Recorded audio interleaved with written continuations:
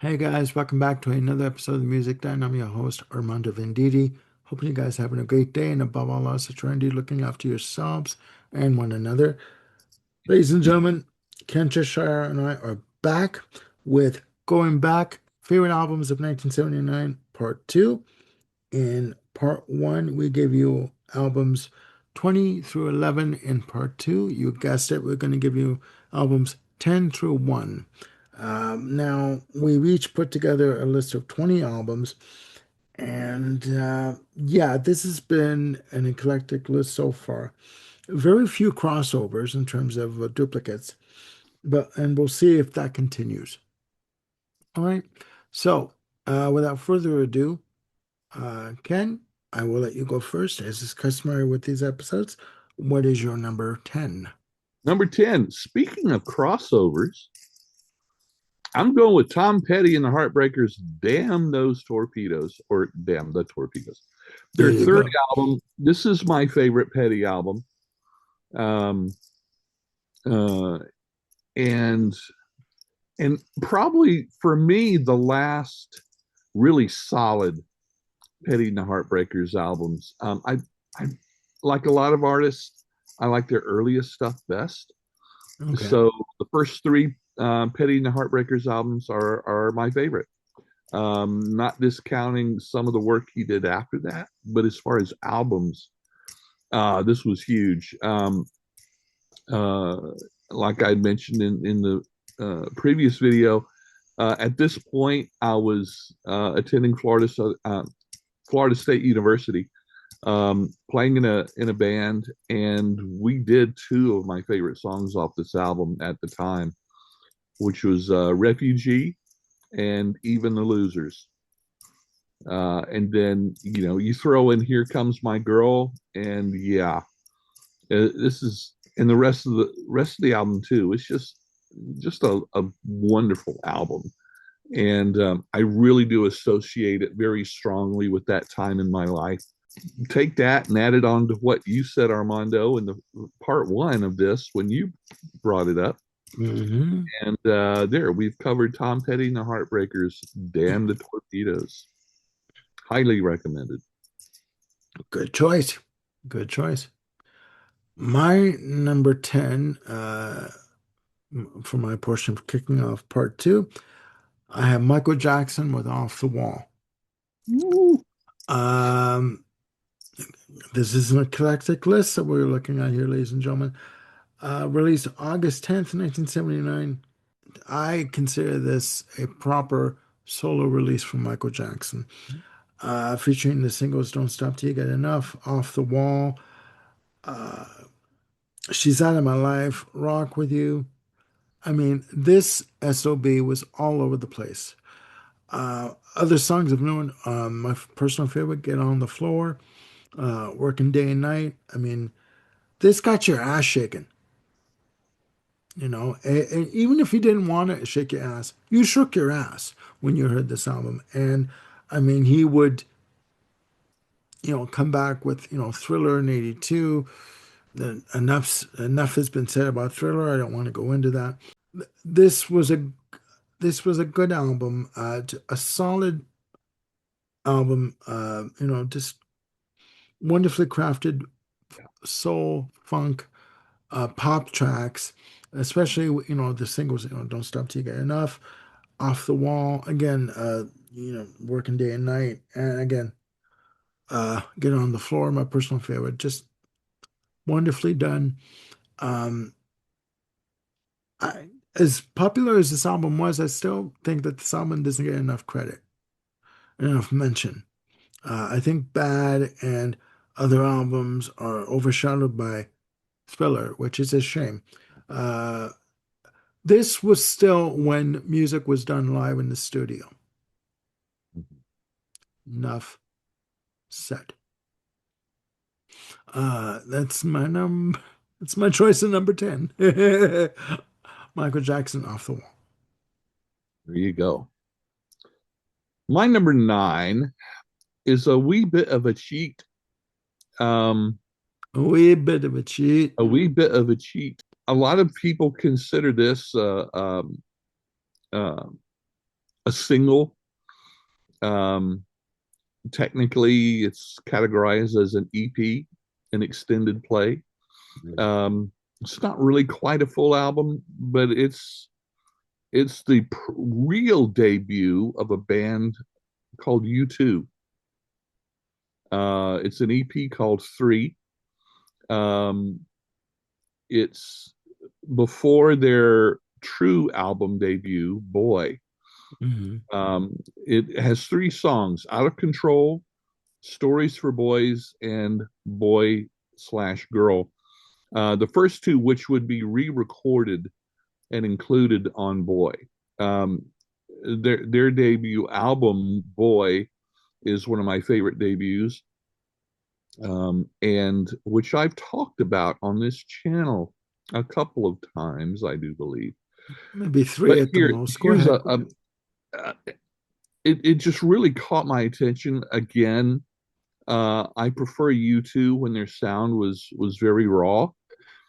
Um, very definitely like you say about Michael Jackson, albums that were recorded live in the studio, and that's exactly what they did here. And so it really is another one of these, and we've said it so many times already, and we'll probably say it several times again. Really was a harbinger of what was to come with U2. So there again, cheating a little bit, adding an EP, but I think it's a very important EP. There again, pointing to the future. Good enough for me. That's all right. That's Cool. all right. My number nine is Led Zeppelin with Into the Outdoor. Ooh. Released on August 22nd, 1979. Oh my God. Just an amazing album. Recorded from November to December of 1978 at Polar Studios in Sweden, ABBA's studios in Sweden at the time. The band were on, both bands were on the same label, Atlantic Records. And Led Zeppelin, for tax reasons, were looking for a new studio to record in. And Bjorn and Benny from ABBA offered them Polar Studios,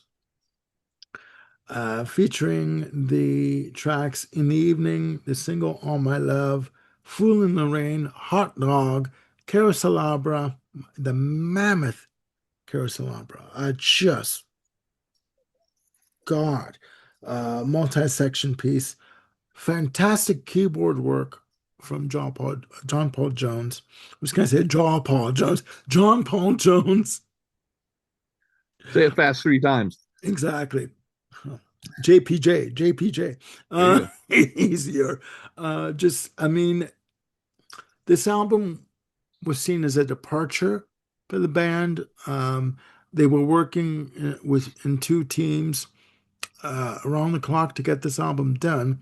You had John Paul Jones and Robert Plant coming in the morning, and Jimmy Page and John Bonham coming in at night, working on the album around the clock. And to Jimmy Page had said to John Bonham, for the next album, we're going to go back to more of a rock album, more of a rock sound. Fortunately, that was not meant to be. And it is sad, but It is. this is a great album. It's a strong album. And, the centerpiece of the album for me is Carouselabra, the 10-minute plus opus that is just wonderfully done. Um, and yeah, that is my number nine, Led Zeppelin Into the Outdoor. Excellent. Excellent. Number 8, Yes. Police. Regata de Blanc. Their second album, another sophomore album that's better than it has any right to be. I remember buying this because I love the first album so much. When I heard this hitting the shelves in the record store, I just went and bought it. And I don't need to listen to something on the radio. I just bought it. and I even bought the special edition, which was released in addition to a regular 12-inch album as two 10-inch albums, Oh, which was really uh, really quite fun and curious. Except I had to get up and change the album every two songs. I didn't take into consideration that, but there you go. and there Uh, you go. of course, this album is known for their two monster songs, "Message in a Bottle" and "Walking on the Moon." Mm-hmm. Um, but it's more than just those two tracks. And this is my second favorite Police album. Yes, even above Synchronicity and Ghost in the Machine. You don't like it, comment down below. There you go. Um, this There is you go. just, to me, this He, was, you've drawn the line in the sand. Damn it! I dare you. That kind of thing. It's like, yeah. And if you want to hear me upset people even more, we've got a video on ranking the Police albums. Check that out. I will, I'll talk a little bit more stuff that will make your, hair curl something or pucker. fall Yeah. out. So yeah, Ricotta de Blanc, The Police, just a phenomenal album. And again, all these albums that I'm talking about, they're time capsules for me for that, special time in life when I finally moved out of my parents' house and was on my own for the first time in the world. My number eight, ladies and gentlemen, coming in at number eight for me is Blondie with Eat to the Beat. Released September 28th, 1979. Whew, multi-platinum seller through Chrysalis Records, featuring the tracks Dreaming, Atomic, Union City Blue, Shayla, the title track. Oh my God. Dreaming starts off the album frenetic, energetic, just pounding drums in terms of a drum pattern that they had done from Clem Burke. Just melodic as all get out, high energy, really ass shaking, good feeling music, or feel good music, depending on how you look at it. Atomic as just it's 3 minutes plus, but 3 minutes and 30 seconds. But the extended instrumental breaks in the song just really make it different Yeah. and unique. Uh, Union City Blue is another single, amazing. Shayla is a ballad, just a wonderful track, featuring backup vocals from Lorna Luft and Ellie Greenwich, on Dreaming. Just an amazing pop new wave, I guess you'd say rock album. Um, a lot of use of surfer guitar, Yes. especially on Atomic. Mhm. Um, but just an unrelenting beat on that track, courtesy of Clem Burke. Just wonderfully done. And yeah, that's my number eight. Eat to the Beat from Blondie. Yeah. And I think Union City Blue just might be my favorite Blondie song of all time. It's just epic. Yeah. Yeah, it is. Just and its arrangement and production, just the way. Oh God, yeah. Just again, mic Okay. drop, mic drop. Excellent. Excellent. Excellent. Yeah. Number seven. I almost don't Yes. know where to start with this. How about the Uh, beginning? guitar player, guitar player by the name of Dave Edmunds, and his album "Repeat When Necessary," his fifth solo album. Now, I'll try to make this brief. Too late. For those that aren't aware, at the time, Dave Edmund and Nick Lowe had a band called Rockpile. But for various legal reasons, they weren't allowed to use the name Rockpile for the band. Okay. So, same members, Billy Bremner on guitar, et cetera, et cetera, et cetera. So they just went into the studio and just recorded. And what they did was is they were, all the songs that were sung by Dave Edmunds, that would be the Dave Edmunds album. all the songs that Nick Lowe sang on would be the Nick Lowe album. Um, and so they released this album and Nick Lowe's album at the same time. So it was like getting a double album from Rockpile if you Yeah. combine them both. Yeah. But anyway, Dave Edmunds is not a songwriter himself, um, but man, he really knew how to choose songs from other artists to cover. Mhm. He's also a fabulous guitarist, especially in the vein of rockabilly. He has actually produced other rockabilly artists. I believe Armando, did he not produce albums by the Stray Cats? I believe so. I Yeah, believe so. I Yeah. believe so. All So right. Yeah. yeah, and so just really an expert. This was his, even though his first four albums had some minor hits on it, this one really broke him out, particularly for his cover of Elvis Costello's "Girls Talk." Um, Even probably overall more familiar to the general public than even Elvis Costello's version himself. He also did a wonderful cover of a Graham Parker song called "Crawling from the Wreckage," which is, absolutely hopping. And it really fits that, rockabilly style, really high energy, just cooks like crazy. Um, and of course, his he was the original artist for the original coverer. Yeah, there's a new word number three in the series Coverer.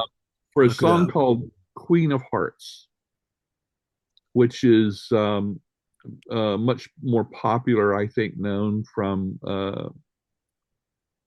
what is it, Juice Newton? She's Newton. Yeah, yeah. So, and her version of it is very much like Dave Edmunds' version, but the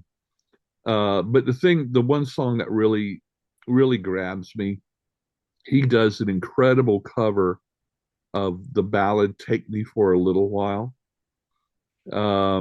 that was recorded by Dusty Springfield and several other artists, earlier in the '60s. Okay. Uh, and it's just layered goodness. And uh, one of these heartbreak songs Yeah. that you can't help but just attach your heart to. Yeah. I get So that. so anyway, so Dave Edmunds was an artist that was really a little bit of a retro '60s sound, with the rockabilly and his love of '60s early rock and roll. But his album "Repeat from Necessary," he released several other really, really great albums, but this, to me, he really broke the mold on this one. Okay. I said I was going to make it short, but I didn't, That's okay. That's fine. because we never rant on this channel. No, we never rant and rave. And another thing, never mind. Okay. That My reminds me. my number seven, ladies and gentlemen, Electric Light Orchestra Discovery, released June 1st, 1979, featuring the single Shine a Little Love and Don't Bring Me Down. This is where Jeff Lynne and company went somewhat disco on everybody. Yeah, in the mid to late 70s, Jeff Lynne and ELO could do no wrong. Every album they released just went like gangbusters, multi-platinum. It starts off with Shine a Little Love with that chugging rhythm guitar on the intro that comes in, and fantastic drumming from Beth Bevan on this. Yeah, and other songs of note again, Confusion, the second track on the album, Compression or Not, which is guilty and has said so, that he's used a lot of compression Yeah. on his albums. This is a good album. It's a Mhm. good album. It may have been guilty of following the disco trend because a lot of bands and A lot artists of were doing disco tinged tracks like Rolling Stones, Miss You, uh, Rod Stewart, Do You Think I'm Sexy? Oh, anyways, um, this is a good pop album, and with songs like "Shine a Little Love," "Confusion Again," "Don't Bring Me Down," which ends off the album. And by the way, yes, it's Jeff Lynne doing all the instrumentation on "Don't Bring Me Down." Um, and all the vocals. And he said that he had put so much compression on that one track, Don't Bring Me Down, he lost count of how much he used on it. yeah. And yeah, this could be seen as Yellow's last hurrah, in terms of popular albums. Mhm. They did release albums, Secret Messages, I believe it was called, in 83 and Time in 81. Uh, but this album is considered to be their last great, kick at the can in the 70s. They would come out with this, as part of side two of the Xanadu soundtrack in 1980. My favorite part of the album is side two. But no, Discovery is a good slab of symphonic pop, you know, courtesy of ELO, Jeff Lynne and ELO. So Very that's good. my number seven, Mhm. Discovery, ELO. Okay, excellent. Whiplash again. I'm going with Talking Heads and Fear of Music. Woo. Hey, Um, Zimbra. yeah. Oh yeah. Um, Definitely an attention getter when you drop the needle on for the first time. Holy Their third shit, yeah. album, another one of these artists that I prefer their earlier catalog. And my favorite three albums are their first three. Um, my first Talking Heads album was their previous album, More Songs About Buildings and Food, which is an excellent album, and I think it's a fantastic title for an album too.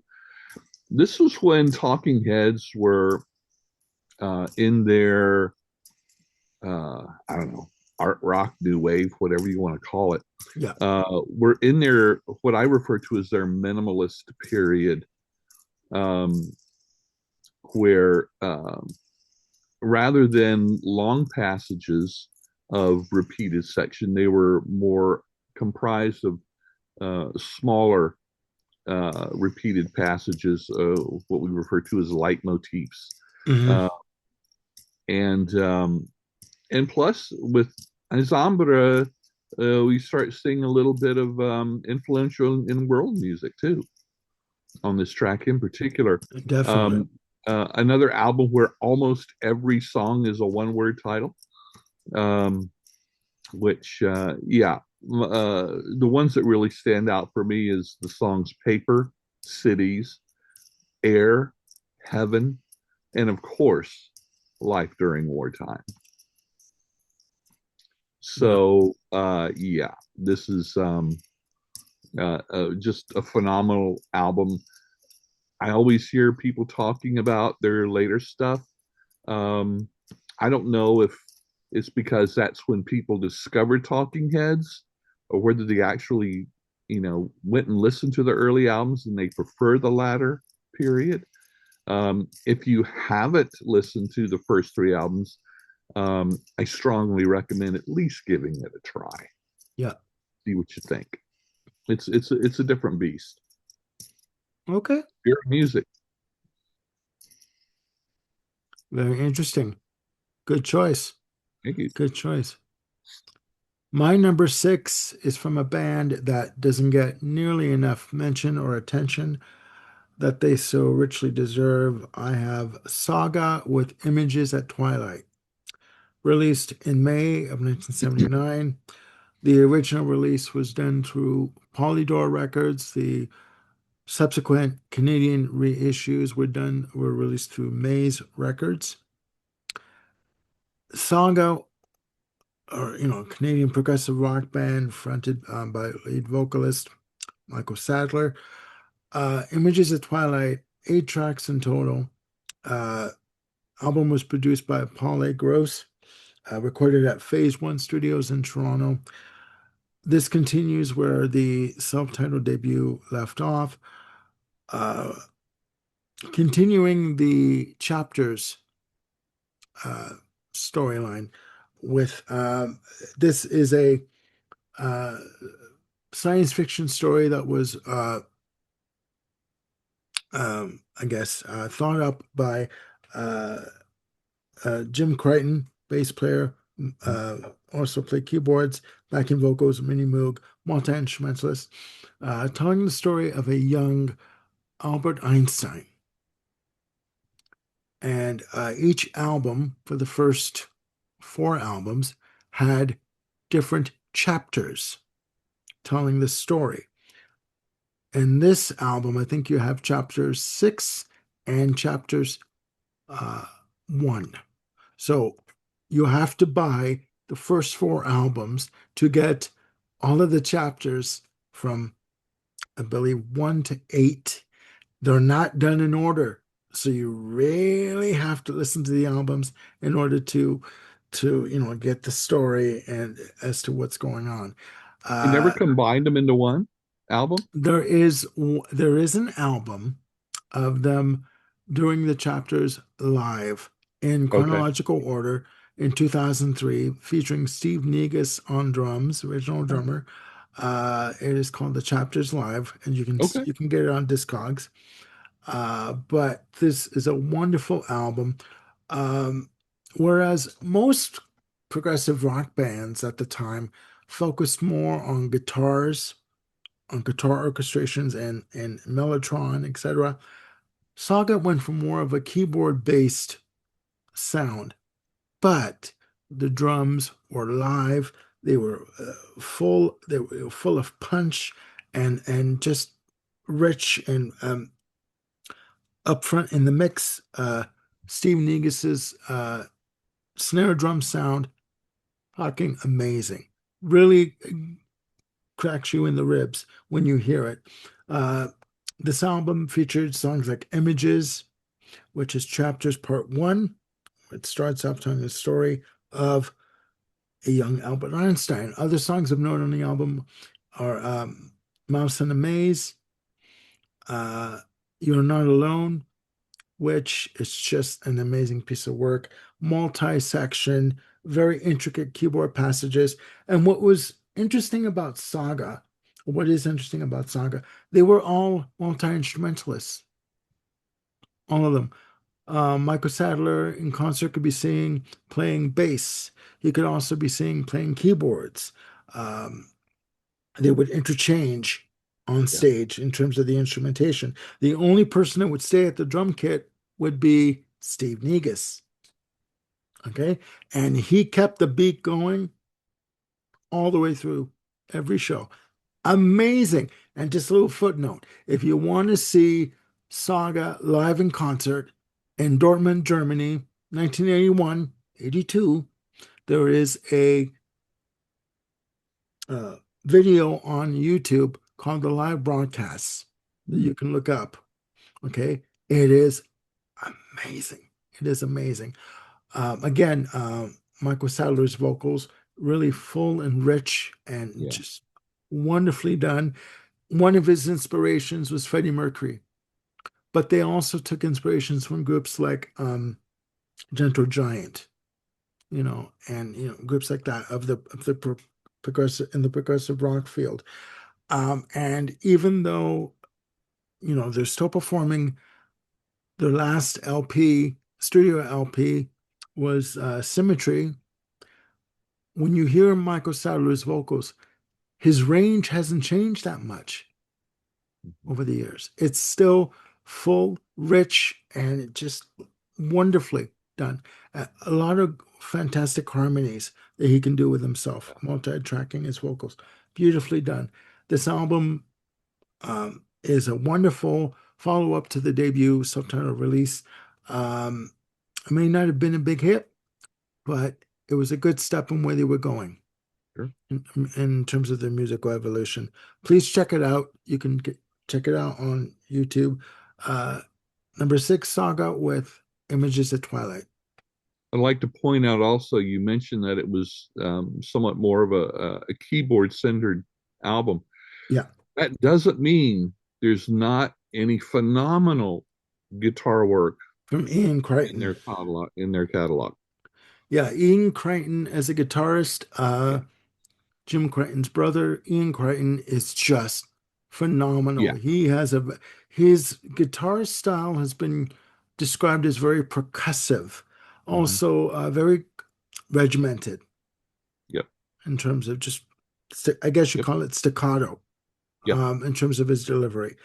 Yep. Um, Unfortunately, his guitar work would take a bit of a backseat to the keyboards, but as they went along in terms of the later albums, Yeah.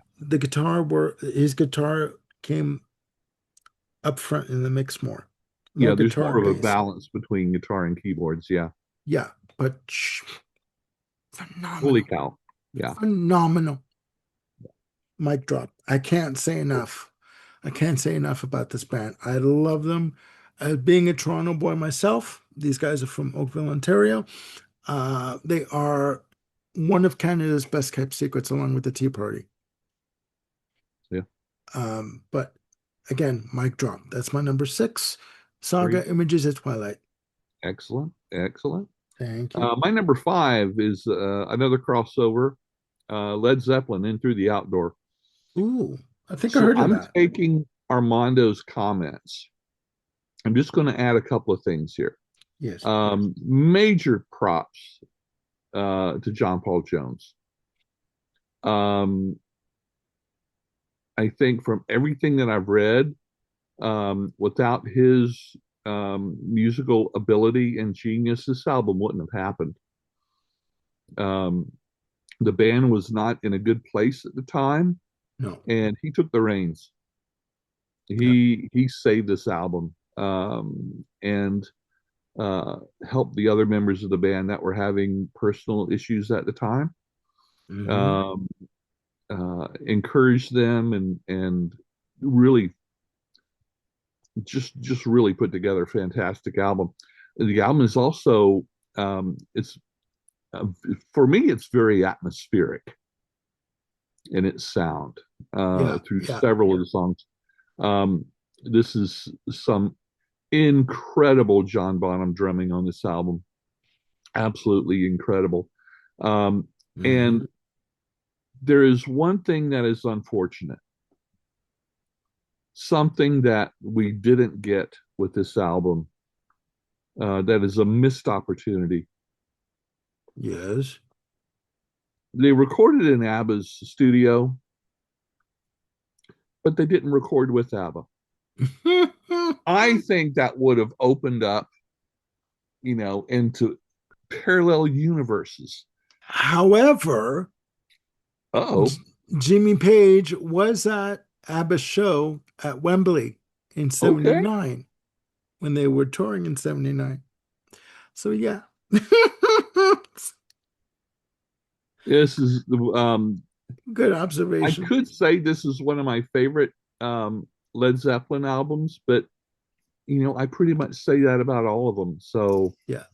yeah, not a long catalog, but holy cow, Yeah. just an incredible band, and Impactful. Yeah. yeah, and God bless everything John Bonham did, and I think it was the right decision to just when he died, just not to continue as a band. Yeah. I mean, it was a no-brainer for them. They couldn't do it. They Yeah, couldn't do it. No, I something get that. Pete Townsend should have done, but Okay. That goes. Okay. All right. Good choice. My number 5, ABBA, Voulez-vous, which it translates from French to Will You? Uh, Released on April 23rd, 1979 for Atlantic Records, Epic Records, RCA Records, Vogue Records. It was counting. Um, this is considered to be ABBA's disco album. 10 tracks in total. Uh, it's funny because the tour for this album was the second tour that ABBA ever did, Huh. like in terms of a full worldwide tour. And they played Toronto on Thanksgiving Monday of 1979. And a friend of mine from years ago said that although they were having Thanksgiving dinner with the family, they got tickets for the show. So they made everybody eat early so they could go down because he lived in Brampton at the time, which is like outside of Toronto, and they made everybody eat dinner early so they could go to the concert and That's see great. ABBA at the Maple Leaf Gardens. And the girls came out, Agneta and Frida came out for the encore wearing Maple Leaf jerseys. Uh, this is a good album. It's a feel good album. I mean, again, it's their disco album. It starts off with the track "As Good as New," which, if you listen to "As Good as New" and "Peaches and Herb" Shaky Groove thing, you kind of know where Bjorn and Benny got the inspiration for "As Good as New." Um, but I won't even go there. Fantastic track. Voulez-vous, the title track, is next, featuring the disco group Foxy, Yeah. Foxxy, on as the backing band on this track. Recorded at Criteria Studios. One track. Angel Eyes is next. Another great, fantastic track. That it was the double A side to uh, Voulez-vous, but that song didn't get much notice because Roxy Music had released a single called Angel Eyes. Other songs of note on the album, Does Your Mother Know? You know, Yeah. the schmaltzy ballad Chiquitita, with all the proceeds going to UNICEF.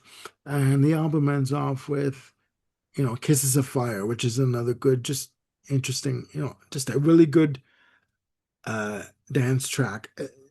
Good music doesn't have to be, intellectually stimulating or really deep philosophically. It just has to get your ass moving. And this album got your ass moving. And the story that the head of Atlantic Records said that quick story was that he got a hell of a time. He had a hell of a time in convincing Stig Anderson, manager of ABBA, to get the band to tour. And the only way that Stig Anderson would tour is if the head of Atlantic guaranteed him a platinum album. Well, he said to him, Stig, I can't guarantee you a damn thing. You got to tour in order to get a platinum album. Yeah. Well, this son of a bitch went platinum pretty quickly. And this was the last time that the band toured as ABBA in 79. Hmm. Both marriages broke up by 82 and they went on their separate ways. But this is a good musical statement from the band. Uh, the songs I mentioned are just good staples of the album. And yeah, it's just, to me, it's a really feel good album. That's all. You know, it's, you know, okay. Did disco have a purpose? I'd say disco with a purpose. That's how I would describe this album. But disco with a purpose. That's how I would describe this album.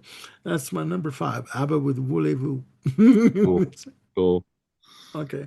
Number four, an album by a band that never quite broke big uh, for a few reasons. Um, One of Uh-oh. my favorite Southern rock bands, the Atlanta Rhythm Section. Um, this was their eighth album. Excuse me, the title of the album is Underdog. Um, this is their eighth album.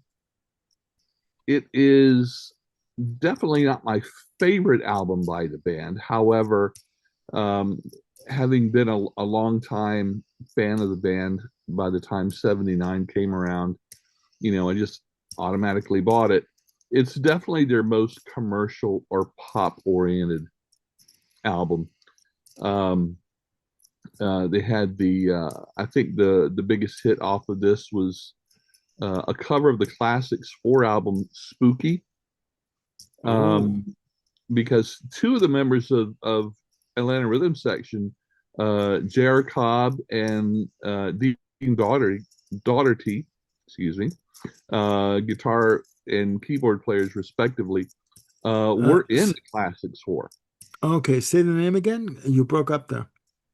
J.R. Cobb guitar and Dean Daugherty, Dean Dard. Okay. yeah, on keyboards. They were in the Classics 4 and were on the original recording.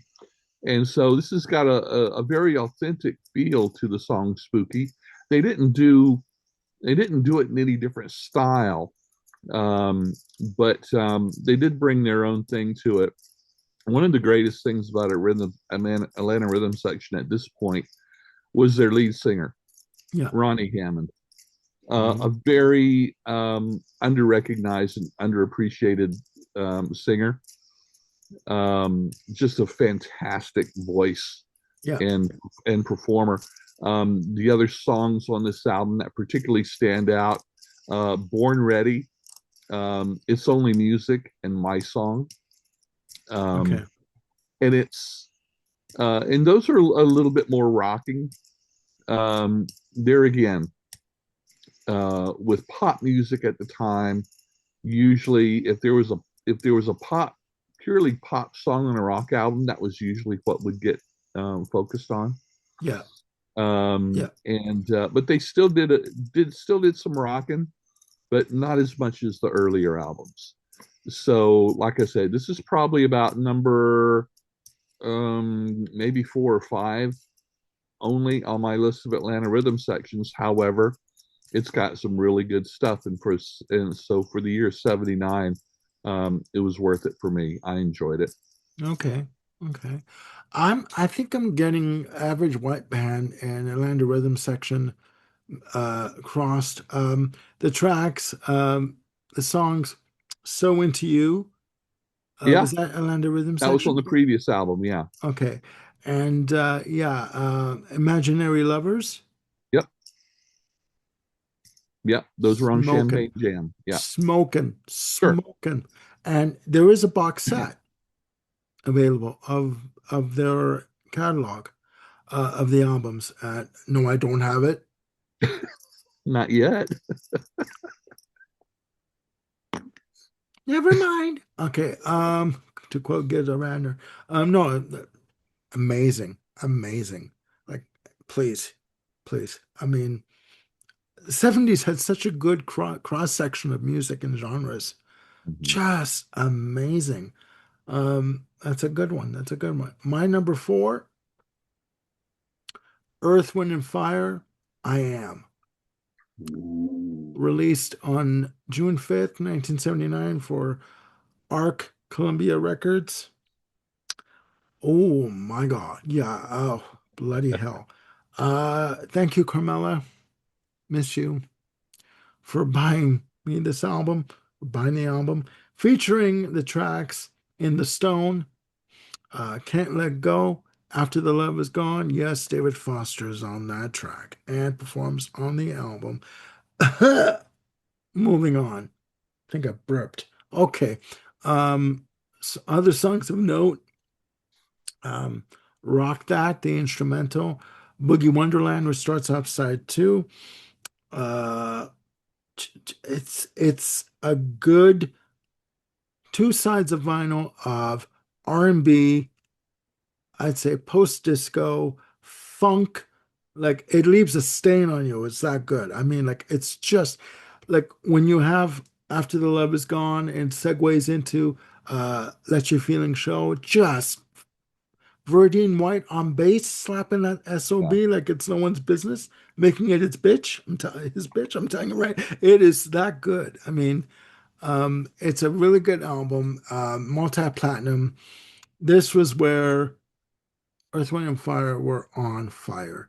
And they could do no wrong at this point. It was with Faces from 1980 that the band started to go down in popularity. Um, and it's a shame because a good amount of these bands had difficulty transitioning into the new decade, into the 80s. And That's right. unfortunately, as good as the albums were from bands like Earth, Wind, and Fire, they had a hard time transitioning, Yeah. which, but for this album, I am motherfucker. It was that good. I mean, whatever your personal musical preference is, you cannot deny that this album got you off your ass and got you moving on the dance floor. Okay. Yeah. And, Maurice White, rest in peace, on lead vocals, Kalimba, uh, drums, bloody hell. Philip Bailey on co lead vocals, and featuring the Emotions on Boogie Wonderland on side two. Done.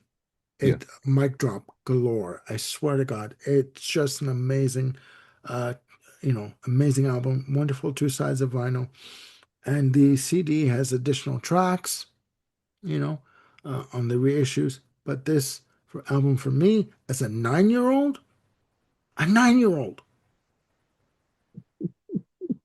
come on, done. It's like, forget it, forget it. I mean, it's a good album. That's my number four. Can you tell All I right. like the album? I mean, Okay, my number three is the other side of a previous album I mentioned. This is Labor of Lust by Nick Lowe. I've also his second solo album. Of course, he was formerly in the band Bridgely Schwartz, which most people are going to go, huh? But check him out. Anyway, again, the other side of the coin to Rockpile. This album was recorded at the same time as Dave Edmunds' Repeat When Necessary and released at the same time. So there again, it's like a double Rockpile album that you bought separately. Nick Lowe, unlike David Edmunds, was a songwriter, mhm. and he wrote and still does write some phenomenal songs. Um, the one which really stands out here is the song "Cruel to Be Kind." In the right measure. In the right measure. Yep. But other songs stand out. Cracking Up, An American Squirm. Um, the songs are really quite quirky. They're very different from the Dave Edmunds catalog. As I mentioned, Dave Edmunds was more of a rockabilly um, Yeah. feel. Nick Lowe had a firm foothold in the new wave, having produced the first four albums by Elvis Costello, for instance. Um, and yeah, Nick Lowe was a very busy person at this time, very busy man with his own career and also producing for Elvis and several other artists too. Just a phenomenal album. Another sophomore album that proved that his previous Mhm. debut album wasn't just a fluke. Mhm. Um, so yeah, this was a big one for me.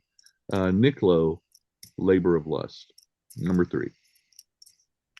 Interesting choice. My number three, Supertramp, Breakfast in America, released March 16th, 1979.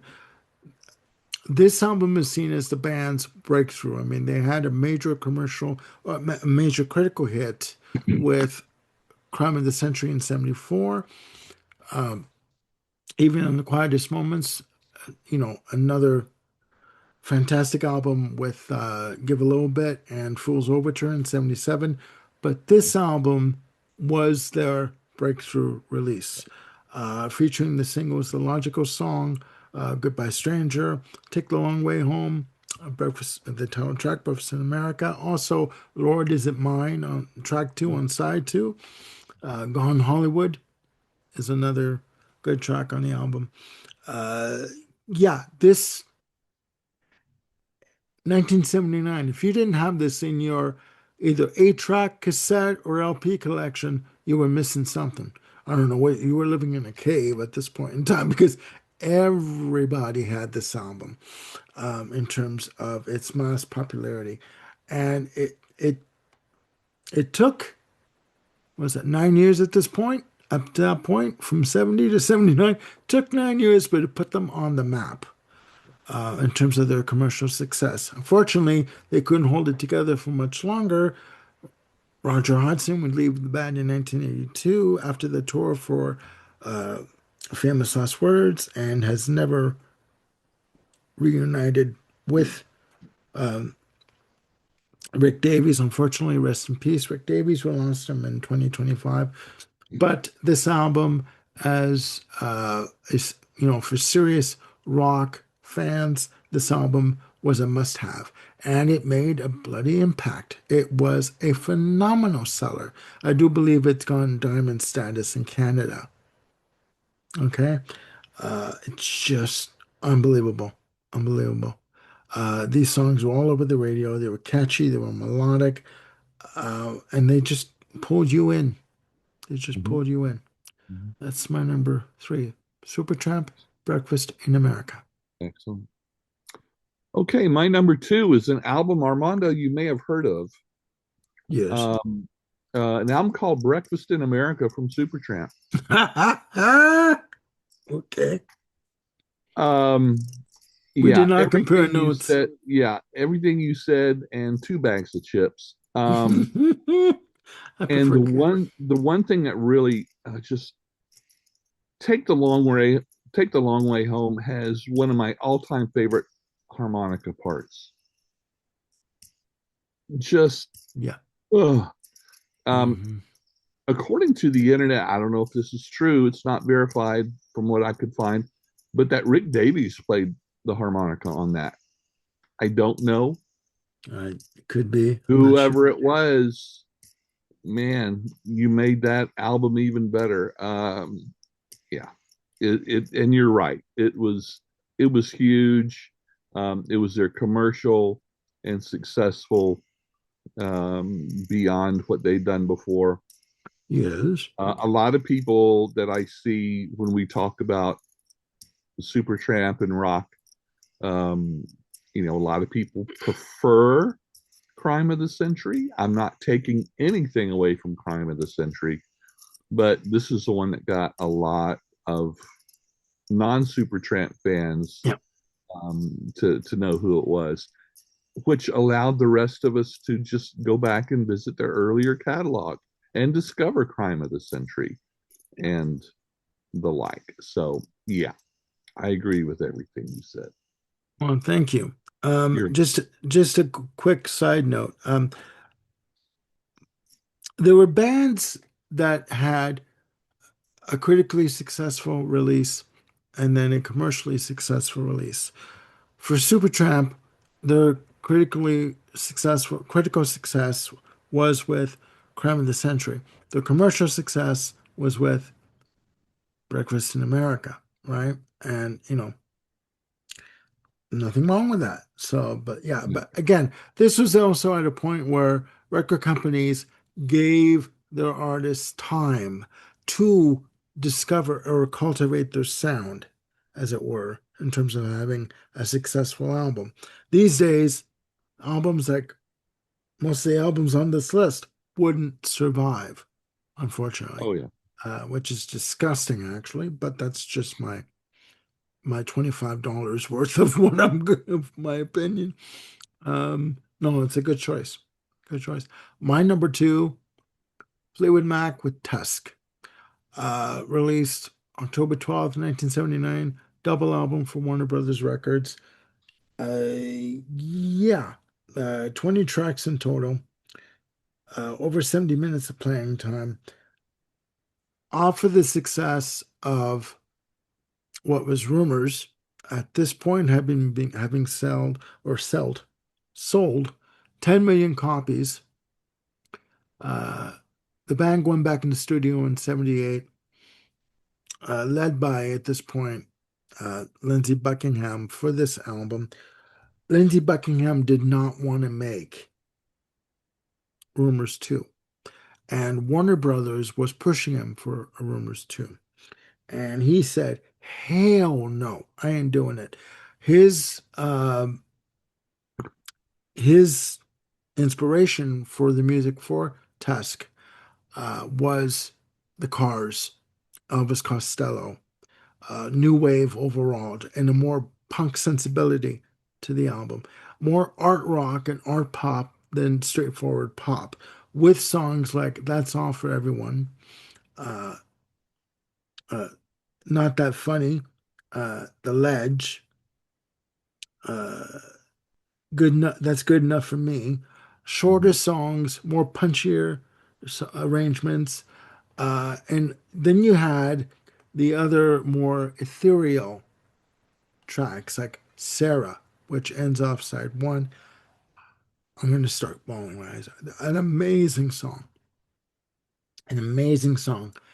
Stevie Nicks composition with a wonderful ethereal vocal done by Christine McVie on the, I guess you call it the bridge, the midsection there. Just, again, I can't even go there. But an amazing piece of work.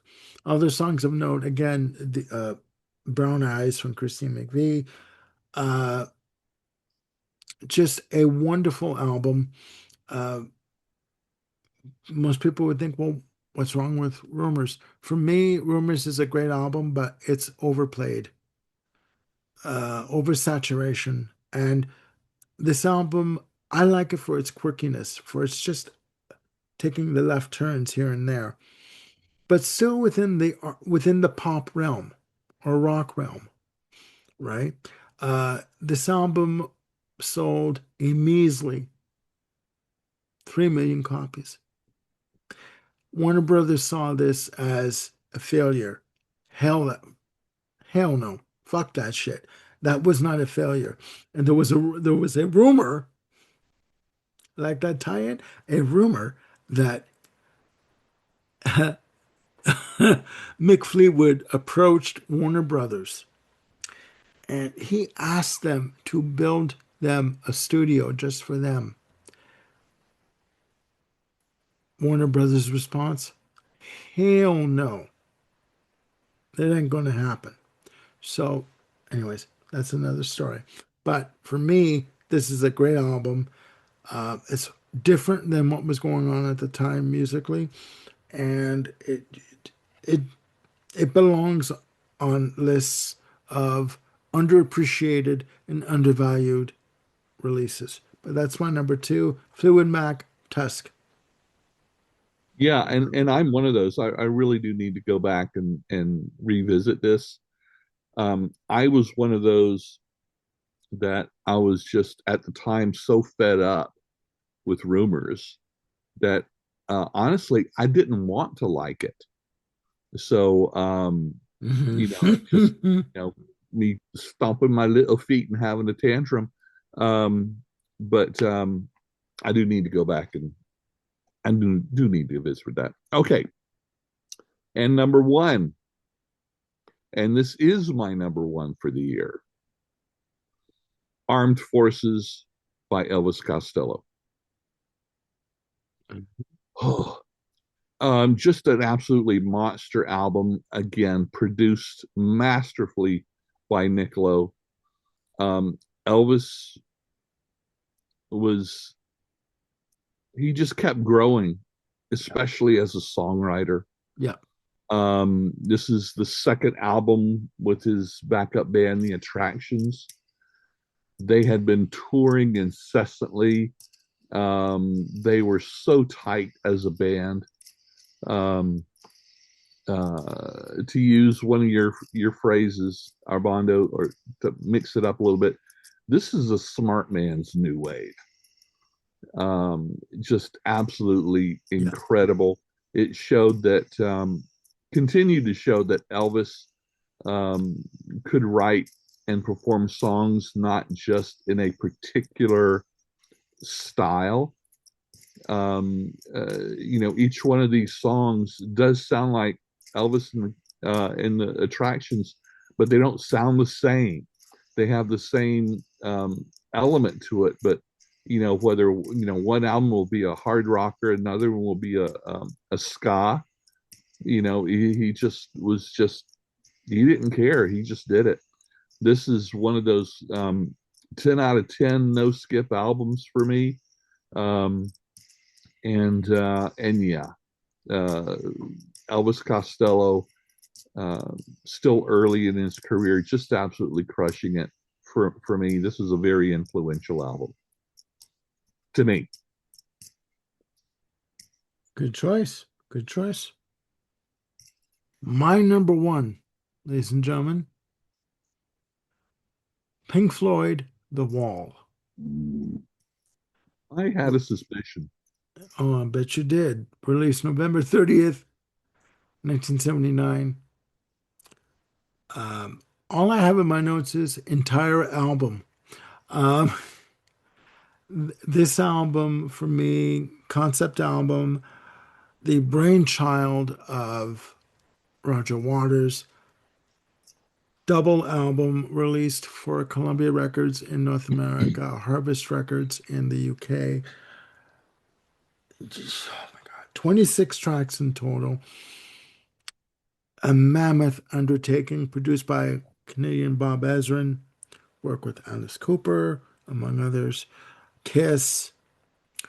Uh, what to say? This album, when it came out, it was a monster. Mhm.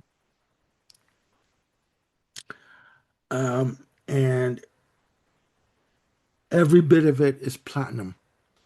From starting with In the Flesh, The Thin Ice, The Happiest Days of Our Lives, Another Brick in the Wall, Part One, Another Brick in the Wall, Part Two, Mother, Goodbye Blue Sky, Empty Spaces, Young Lust, One of My Turns, Comfortably Numb. Like this entire album is just fucking phenomenal. Uh, you know, um, it is wonderfully done, wonderfully constructed. It has been stated by people, I won't name names because I hate them, that this album should have been a single release. That had it been a single release, that it would be a cohesive, more cohesive piece of work. Fuck that.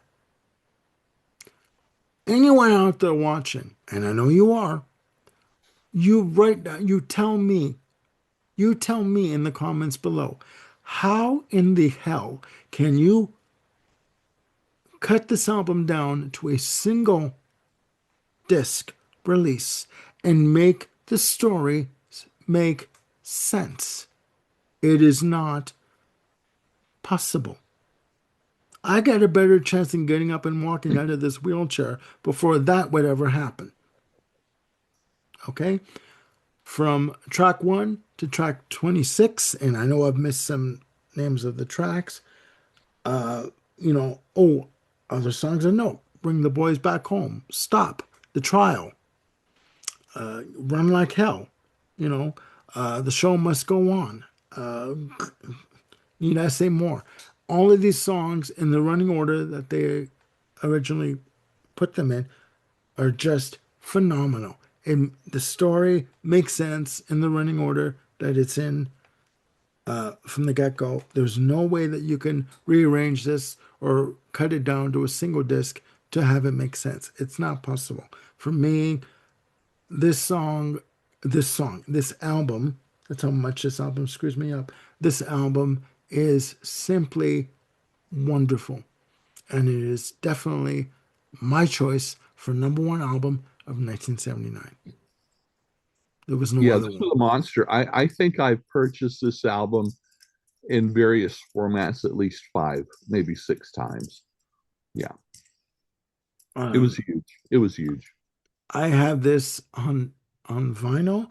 I remember buying my copy in 1988 at A&A Records, downtown Toronto, for $8.99. Okay, and I would take 2 hours on Sundays and listen to this cover to cover. I'd love it. I loved it then. I love it now. I will die on that mountain. I'm telling you, um, on this album, it is amazing. It is amazing. The bullshit that was going on in the band, notwithstanding, this album made a statement. I believe it's gone 20 times platinum in Canada. Okay. I also have the Immersion box set. And this was and a little side note, when Roger Waters did this album in its entirety on tour, came to Edmonton, I took Robert to the show. He was floored. Okay. He loved it. He said it was the best concert he'd ever been to. Okay. Of course, when your last concert prior to that was Anne Murray, no competition. But that's another issue altogether. That is my number one album on my list. Pink Floyd, The Wall. Didn't the immersion box set come with a forklift? I think to lift it. Yeah, I It's think that so. heavy. Oh yeah, it's that heavy. Not Uh, as heavy as Who's Next box set, but pretty no, darn no, close. yeah, no. I think yeah, the Who's Next was 10 pounds. The Pink Floyd, The Wall immersion set was 7.5. I think it was that pretty heavy. But let me, But it had flags and or no scarves and marbles in it. So yeah, yeah. So if you think you've lost your marbles, it could be in the box set. that's check. Yeah, check your box sets. Check your box sets, ladies and gentlemen. Yeah. Anyway, so, anyways, ladies and gentlemen, we also have a couple of Mentions. honorable mentions. Go ahead. Okay, two that you've already mentioned: The Knack and Hydra by Toto. I'll add to that Morning Dance by Spyro Gyra.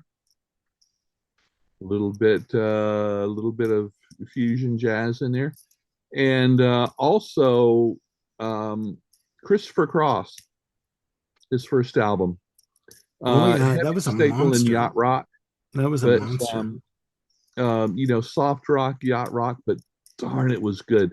And he is a very accomplished guitar player that you just don't hear. I know. Ride Like the Wind, on the fade out, Ride Like the Wind, you hear that guitar just going to town. That's him.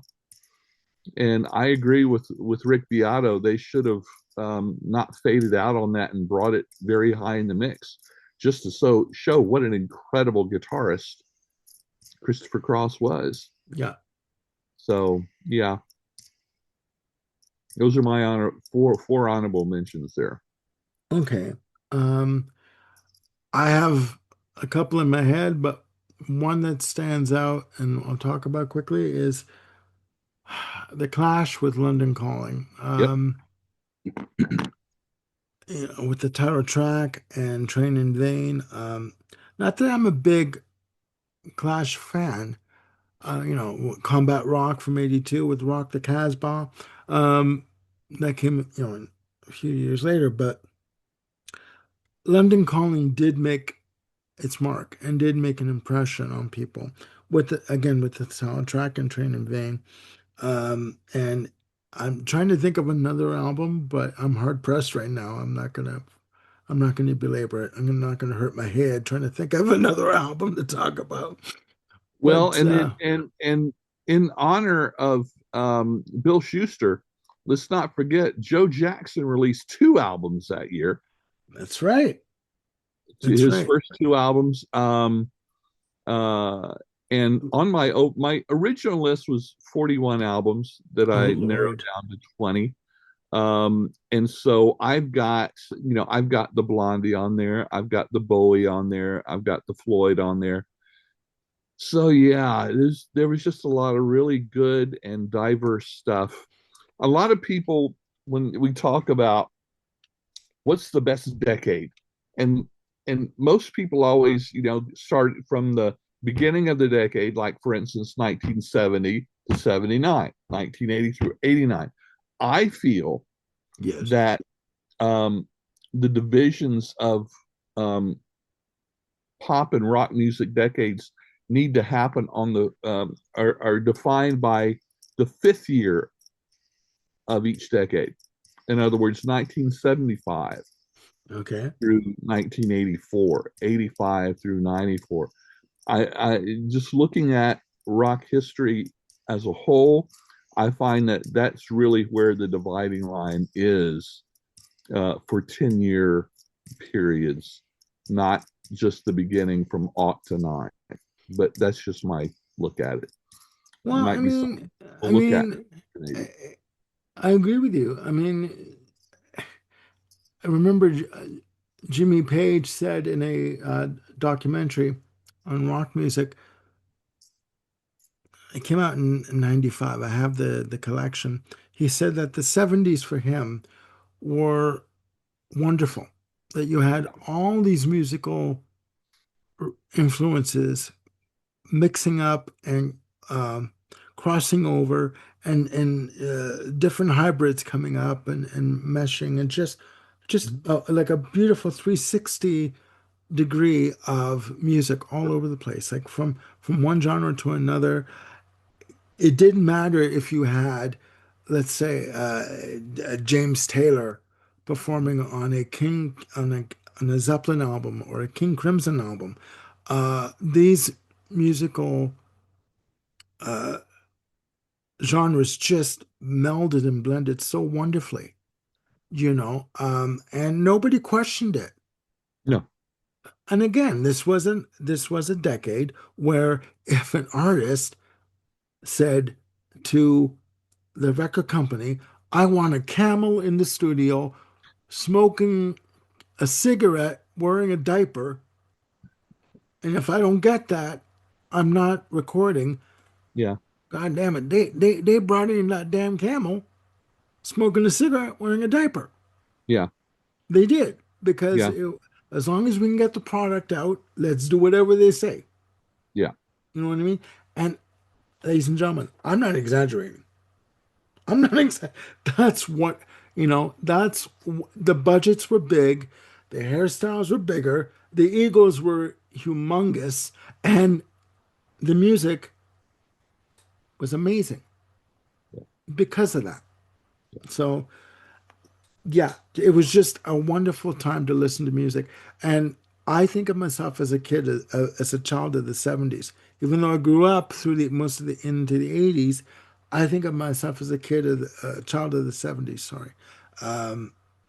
Just wonderful, just a wonderful decade in music, you know.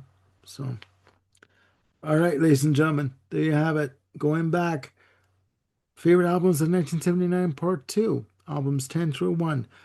I want to thank Ken for joining me on this hmm, extended episode uh, of this topic. And we want to thank New Zealand Net Radio for the inspiration for this episode. It was wonderful. Hopefully, you can join us on our next episode, coming up. Again, Ken, thank you for joining me on this, and thank you for that list. That list was you. quite varied, you know. Uh, Again, ladies and gentlemen, put down in the comments below your list for part two, albums 10 through 1. No right or wrong answers, just opinion. It doesn't matter, what genre you like. Just put down your favorite albums of that decade, and it was a wonderful decade. Please click like and subscribe and hit the notification bell to keep yourselves informed and up to date as for any new episodes that we've got coming up, we're working on more shows. We've got more ideas. We're going to get them to you as soon as we possibly can. Uh, Again, please look after yourselves and each other. Follow us on X, and we will see you soon again on the Music Den. All right? Bye for now.